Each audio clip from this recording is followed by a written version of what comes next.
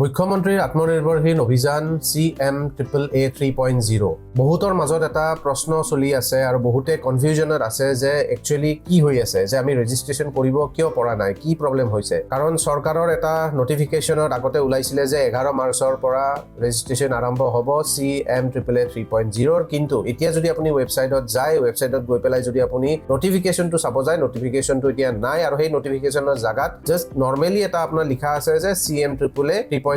notification বুলি এই লিংকটোত যদি আপনি ক্লিক কৰে আকৌ ঘুৰি পেলাই আহি পেলাই আকৌ হে 2.0 CMAAA 2.0 পেজখনতে আহি পায় তো ইয়াৰ প্ৰবলেমটো কি সো হেইভাবে মই আজি এই ভিডিওটো বনাইছো আপোনালোকৰ আগত যাতে আপোনালোকে প্ৰপাৰ ইনফৰমেশন খিনি পায় আৰু এক্স্যাক্টলি কি প্ৰবলেম হৈ আছে হেতু আপোনালোকে গম পায় সো নমস্কাৰ মোৰ নাম সমৰ আপোনালোকে চাই আছে মোৰ YouTube channel RawSamar live Unscripted আপোনালোকে যদি প্ৰথমবাৰ মোৰ চেনেললৈকে আহিছে তেনেহলে ৰিকুৱেষ্ট কৰিছো আপোনালোকে যাতে মোৰ চেনেলটো সাবস্ক্ৰাইব কৰি লয় তো এতিয়া আহো মূল বিষয়বস্তু লৈ যে কিহৰ কাৰণে ৰেজিষ্ট্ৰেচন আমি কৰিব পৰা নাই ইয়াৰ মেইন কাৰণটো হ'ল model code of conduct MCC as per MCC guideline যেহেতুকে নিৰ্বাচন চলি আছে আৰু নিৰ্বাচনৰ ভোটগ্ৰহণ 9 তাৰিখে হ'ব সমগ্ৰ অসমত গতিকে এতিয়া কোনো চৰকাৰে বা গভৰ্ণমেণ্টে নতুন কোনো ধৰণৰ স্কিম বা হৈ থকা স্কিমখিনি এতিয়া আগুৱাই লৈ যাব নোৱাৰে ভোটগ্ৰহণ শেষ হোৱাৰ পিছত যেতিয়া নতুন চৰকাৰ গঠন হ'ব নতুন চৰকাৰ গঠন হোৱাৰ পিছত যোনে নহওক বিজেপি হওক কংগ্ৰেছ হওক বা কোনো বেলেগ পাৰ্টিয়ে হওক সেইটো আমি ক'বলৈ নাযাওঁ কিন্তু চৰকাৰ গঠন হোৱাৰ পিছতহে এনেকুৱা ধৰণৰ স্কিম বিলাকৰ আকৌ ৰিপাব্লিছ নটিফিকেশন হ'ব তাৰ পিছত CMAAA যিটো আহিছে আমাৰ বৰ্তমান যিটো কাৰণে আমি প্ৰবলেম ফেচ কৰি আছো ৰেজিষ্ট্ৰেচন কৰিব পৰা নাই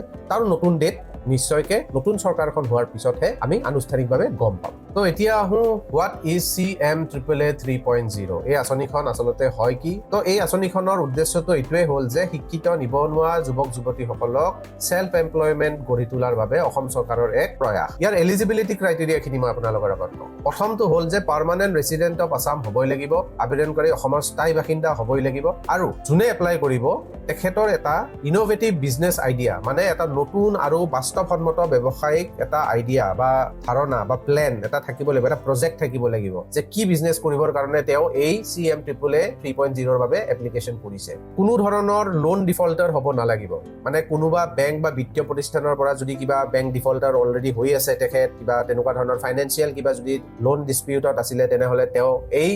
CMAAA 3.0 ত এপ্লাই কৰিব নোৱাৰিব ওয়ান বেনিফিচিয়াৰী পাৰ ফ্যামিলি তাৰমানে এটা পৰিয়ালৰ পৰা এজন ব্যক্তিয়েহে আবেদন কৰিব পাৰিব আৰু এটা কথা মনত ৰাখিব যদি আপুনি ফেজ 1 মানে CMAAA 1.0 বা 2.0 যদি অলৰেডি আপোনালোকে পইচা পাইছে তেনেহলে এইবাৰ কিন্তু আপোনালোকে এই CMAAA যদি ফেজ 1 বা ফেজ 2 ত পইচা পাইছে এইবাৰ আপোনালোকে এপ্লাই কৰিব নোৱাৰিব তো এতিয়া আহো এজ আৰু এডুকেশ্যন মানে বয়স আৰু শিক্ষাৰ কিমান কোৱালিফিকেশন থাকিলেহে আপুনি এটো এপ্লাই কৰিব পাৰিব তো এজ লিমিটটো হ'ল জেনাৰেল কেটেগৰীৰ বাবে 28 বছৰৰ পৰা 40 বছৰ আৰু ৰিজাৰ্ভ কেটেগৰী মানে ST SC OBC যিবিলাক ৰিজাৰ্ভ আমাৰ কোটা আছে তেখেতসকলৰ বাবে 45 বছৰলৈকে দিয়া হৈছে educational qualification minimum class 10 pass হোৱা হ'বই লাগিব তাৰ তলত কিন্তু হলে নহব এতিয়া ফাইনান্সিয়াল যিখিনি হেল্প কৰিব গভৰ্ণমেণ্টে কিমান টকালৈকে লোন দিব হেতু হ'ল 2 লাখ টকাৰ পৰা 5 লাখ টকালৈকে আৰু তাৰে 50% সাবসিডি হ'ব 50% লোন এমাউন্ট হ'ব ধৰিলোৱা হোক যদি আপুনি 2 লাখ টকা পায় তেনেহলে 2 লাখ টকাৰ 1 লাখ টকাটো আপোনাৰ সাবসিডি হ'ব আৰু বাকি থকা 1 লাখ টকাটো আপুনি সুদবিহীন তাৰ মানে উইদাউট ইন্টাৰেষ্ট আপুনি হেতু লোন পৰিশোধ কৰিব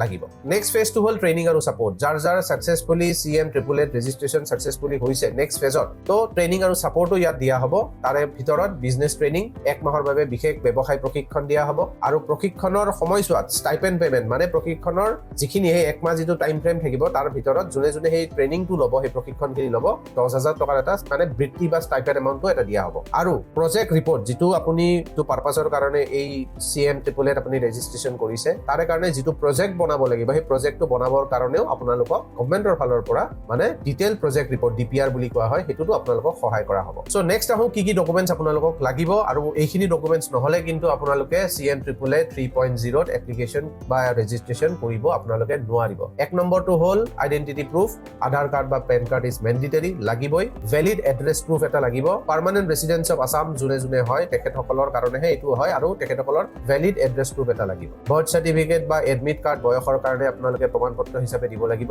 এডুকেশনাল কোৱালিফিকেশন যোনে মেট্ৰিক পাস কৰা হৈছে তেওঁৰ পাস সাৰ্টিফিকেট আৰু বোৰ্ড সাৰ্টিফিকেটখন লাগিব আৰু তাৰ ওপৰত যোনে কৰিছে একৰ্ডিংলি আপোনালোকে হেনেকে সাবমিট কৰিব লাগিব এমপ্লয়মেন্ট এক্সচেঞ্জৰ ৰেজিষ্ট্ৰেশ্যনখন আপোনাক লাগিব যিখন ভ্যালিড হ'ব লাগিব ইনভ্যালিড হলে নহব মানে ভ্যালিড এমপ্লয়মেন্ট কাৰ্ডখন আপোনালোকক লাগিব এখন আৰু আপোনালোকে আপলোড কৰিব লাগিব এক্টিভ বেংক একাউণ্ট ডিটেইলছ লাগিব যিটো আপোনাৰ নিজৰ নামত থকা এটা সেভিংস একাউণ্ট আপুনি দিব লাগিব তাৰ ইনফৰমেশন কি আৰু লগতে ডিটেইল বিজনেস প্ল্যান যে আপুনি কি পাৰপাসত কি বিজনেস প্ল্যানৰ কাৰণে আপুনি এই CMAAA 3.0 এপ্লিকেশন কৰিছে তাৰ বাবে আপুনি এটা ডিটেইল বিজনেস প্ল্যান দিবই লাগিব সো এইখিনি হ'ল মেইন ইনফৰমেশন আৰু এইখিনি ইনফৰমেশন আপোনালোকে যিমান পাৰে মনত ৰাখিবলৈ চেষ্টা কৰিব এই পিপিটিটো যদি লাগে এই পিপিটিটো মই আপোনালোকক শেয়াৰ কৰি দিম আপোনালোকে কমেন্ট সেকশনত পিপিটি বুলি লিখিব মই আপোনাক পিপিটিটো শেয়াৰ কৰি দিম আপোনালোকে সমস্ত বস্তু ভালকে গম পাই যাব এতিয়ালৈকে এই ভিডিওটো চাই আছে মোৰ চেনেলটো যদি এতিয়ালৈকে আপোনালোকে সাবস্ক্ৰাইব কৰা নাই কৰি ল'ব পাৰে এনেকুৱা ধৰণৰ ইনফৰমেটিভ ভিডিও আপোনালোকৰ কাৰণে লৈ আহিম আৰু এয়া CMAAA 3.0 আহি থকা দিনত যদি নতুন কিবা ইনফৰমেশন মই পাওঁ আপোনালোকক মই পুনৰ নতুন ভিডিও বনাই পেলাই আপোনালোকক শেয়াৰ কৰিম থ্যাংক ইউ সো মাচ